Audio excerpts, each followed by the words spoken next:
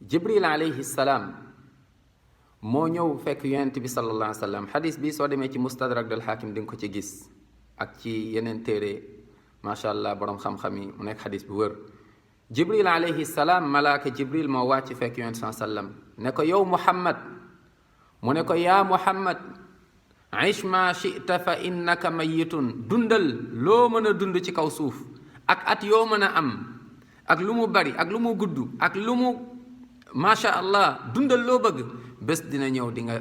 mooy di nga dee yow muhammad yàlla ko wax innaka mayitun wa innahum mayitun thumma innakum yawma alqiyamati inda rabbikum taxtasimun dundal loo mën a dund bés dina ñëw di nga dee yow muhammad ñéppay dee kullu nafsin dhaiqatul mawt naam almawtu baabun wa kullu nnaasi daaxilu yaa layta shi'ri baada almawti maddaaru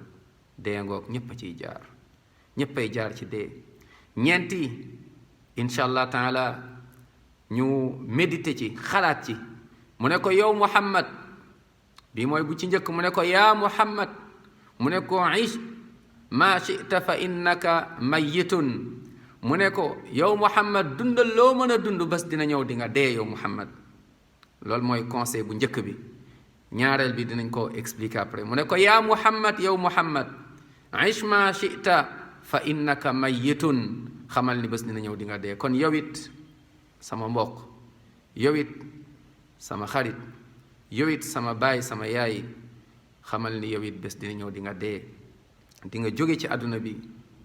nga xam ne yaa ngi daw guddeeg bëccëg waaye di nga wuy ji sa borom ndax kullu nafsin daa'iqatul mawt. kon waajalal bés boobu noo koy waajalee moom mooy dellu ci yàlla moom mooy tuub moom mooy tegu ci yoon alquran ak sunna yonent bi sallallahu alayhi wa sallam moytu lu xaraam moytu lu yàlla tere waaye bëgg alquran bëgg julli bëgg jàpp nekk ci set waaye génnee lépp loo xamante ni lu bon la mooy sa biir xol lu mel ni ki rëy lu mel ni ki kañaan lu mel ni ki mbir yooyu nga xam ne seytaane def na ko ci mooy tooñ yooyu yëpp nga daal di koy génnee tegu ci yoon bi. kon xamal ni bésa ngi sa kanam xamuloo kañ la fan la ak naka la kon tuubal nga dellu ci yàlla bàyyil lekk lu xaraam bàyyil wax lu xaraam bàyyil xool lu xaraam bàyyil dem fi xaraam te nga tuub dellu ci yàlla avant bés di ñëw ñu ne kat inna lillahi wa inna ilayhi raji'un kullu nafsin dha'iqatul mawt wa innama tuwaffawna ujurakum yawma alqiyama faman zuhziha anin nar wa udxila aljannata faqad faaz. képp koo xam ne aljanna nga dugg texe nga te pour dugg aljanna yoon bi mooy yoon bu yonent bi tëral sallallahu alayhi wa sallam. nañu tuub dellu ci yàlla di julli waxtu moytu lekk lu xaram moytu riba moytu njaaloo moytu wax lu dul dëgg moytu tooñ moytu jël loo moomul